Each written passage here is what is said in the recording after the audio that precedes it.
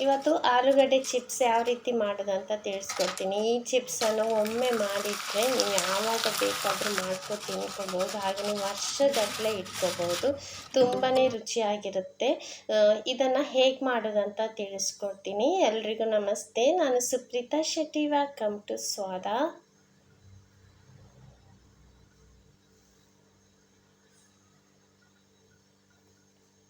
ಮೊದಲಿಗೆ ನಾನಿಲ್ಲಿ 1 kgಯಷ್ಟು ಆಲೂಗಡ್ಡೆ ತೊಗೊಂಡಿದ್ದೀನಿ.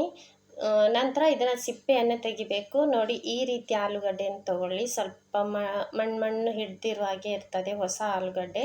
ಅದು ತುಂಬ ಚೆನ್ನಾಗಿ ಬರುತ್ತೆ. ಅದಕ್ಕೆ ಆ ಥರ ಆಲೂಗಡ್ಡೆ ಸಿಕ್ಕಿದ್ರೆ ಅದನ್ನು ತೊಗೊಳ್ಳಿ. ಇಲ್ಲಾಂದರೆ ಮಾಮೂಲಿ ಆಲೂಗಡ್ಡೆಲಾಗುತ್ತೆ, ಆದರೆ ಸ್ವಲ್ಪ ಚೇಂಜ್ ಬರುತ್ತೆ ಕಲ್ಲರು.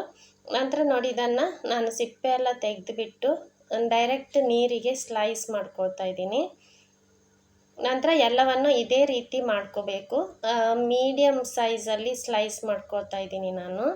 ಇವಾಗ ತೋರಿಸ್ತೀನಿ ನೋಡಿ, ಈ ರೀತಿಯಲ್ಲಿ ಇರಬೇಕು, ಜಾಸ್ತಿ ದಪ್ಪ ಇರಬಾರ್ದು. ನಂತರ ಎಲ್ಲವನ್ನು ಮಾಡಿಟ್ಕೊಂಡಿದ್ನಲ್ಲ, ಇದನ್ನು 3 ರಿಂದ 4 ಸಲ ಚೆನ್ನಾಗಿ ನೀರಲ್ಲಿ ತೊಳ್ಕೊಬೇಕು. ನಂತರ ಸ್ವಲ್ಪ ಹೊತ್ತು ಈ ರೀತಿ ನೀರಲ್ಲಿ ನೆನೆ ಹಾಕಬೇಕು. 10 ನಿಮಿಷ ನೀರಲ್ಲಿ ನೆನೆಸಿದರೆ ಸರಿ. ನೋಡಿ, ಚೆನ್ನಾಗಿ ಬರುತ್ತೆ ಆವಾಗ. ನಂತರ ಸ್ವಲ್ಪ ನೀರನ್ನು ಇಟ್ಕೊಂಡಿದ್ದೀನಿ. ನಂತರ ಮೀಡಿಯಮ್ ಫ್ಲೇಮಲ್ಲಿ ಇಟ್ಕೊಂಡಿದ್ದೀನಿ. ಸ್ವಲ್ಪ ರುಚಿಗೆ ತಕ್ಕಷ್ಟು ಉಪ್ಪನ್ನು ಹಾಕಿದ್ದೀನಿ. ಚೆನ್ನಾಗಿ ಕುದಿ ಬಂತು ಅನ್ನುವಾಗ ನಾವು ಸ್ಲೈಸ್ ಮಾಡಿಟ್ಟಿರೋಂಥ ಆಲೂಗಡ್ಡೆ ಏನಿದೆ ಅದನ್ನು ಹಾಕೋಬೇಕು.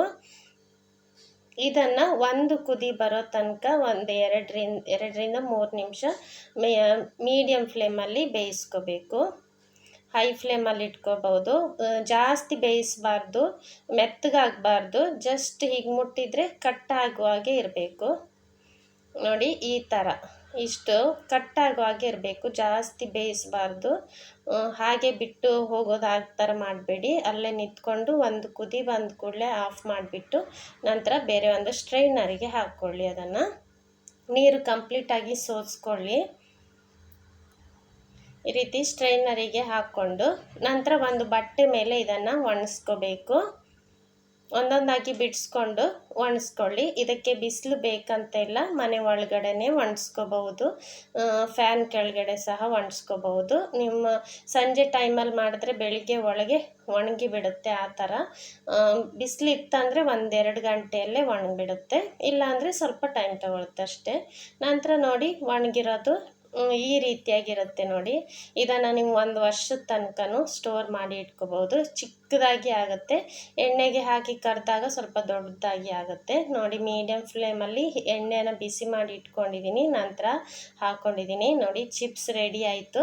ಮಕ್ಕಳು ಸ್ಕೂಲಿಂದ ಬರುವಾಗೆಲ್ಲ ಈ ರೀತಿ ಮಾಡಿ ಕೊಟ್ಟರೆ ತುಂಬಾ ಕ್ವಿಕ್ಕಾಗಿ ಒಂದು ಸ್ನ್ಯಾಕ್ಸ್ ಕೊಟ್ಟಂಗಾಗುತ್ತೆ. ಈ ರೀತಿ ಮಾಡಿ ಇಟ್ಕೊಳ್ಳಿ. ಯಾವಾಗ ಬೇಕೋ ಆವಾಗ ಮಕ್ಕಳು ಕೇಳಿದಾಗೆಲ್ಲ ಸ್ನ್ಯಾಕ್ಸ್ ರೆಡಿ ಮಾಡಿ ಕೊಡ್ಬೋದು. ನಂತರ ನೋಡಿ, ಇದಕ್ಕೆ ನಾನು ಎಕ್ಸ್ಟ್ರಾ ಮಸಾಲೆ ಆ್ಯಡ್ ಮಾಡ್ತೀನಿ. ನೋಡಿ, ಈ ರೀತಿ ಕರೆದುಬಿಟ್ಟು ಸ್ವಲ್ಪನೇ ಮಾಡಿಟ್ಕೊಂಡ್ರೆ ಉಳಿದಿರೋದನ್ನು ಏರ್ಟೈಟ್ ಡಬ್ಬಕ್ಕೆ ಹಾಕಿ ಕ್ಲೋಸ್ ಮಾಡಿಟ್ಕೊಂಡ್ರೆ ತುಂಬ ಟೈಮ್ ಬರುತ್ತೆ. ನಾನು ನಂತರ ಸ್ವಲ್ಪ ಚಾಟ್ ಮಸಾಲ ಪೌಡ್ರ್ ಹಾಕ್ಕೊಂಡೆ. ನಂತರ ಸ್ವಲ್ಪ ಕೆಂಪು ಮೆಣಸಿನ ಪುಡಿ ಹಾಕ್ಕೊಂಡೆ. ಚೆನ್ನಾಗಿ ಅದನ್ನು ಮಿಕ್ಸ್ ಮಾಡ್ಕೊಳ್ತಾ ಇದ್ದೀನಿ. ಚಾಟ್ ಮಸಾಲ ಪೌಡ್ರ್ ಇನ್ನೂ ಸ್ವಲ್ಪ ಬೇಕಂದರೆ ಎಕ್ಸ್ಟ್ರಾ ಹಾಕ್ಕೊಳ್ಳಿ. ನಂತರ ನೋಡಿ, ಚೆನ್ನಾಗಿ ಗರಿ ಆಗಿರುವಂಥ ಚಿಪ್ಸ್ ರೆಡಿ ಆಯಿತು. ನನ್ನ ಈ ರೆಸಿಪಿ ನಿಮಗಿಷ್ಟ ಆದರೆ ಪ್ಲೀಸ್ ಲೈಕ್ ಮಾಡಿ, ಶೇರ್ ಮಾಡಿ, ನನ್ನ ಯೂಟ್ಯೂಬ್ ಚಾನಲ್ನ ಸಬ್ಸ್ಕ್ರೈಬ್ ಮಾಡಿ, ನನ್ನ ಫೇಸ್ಬುಕ್ ಪೇಜನ್ನು ಫಾಲೋ ಮಾಡಿ. Thank you so much for watching.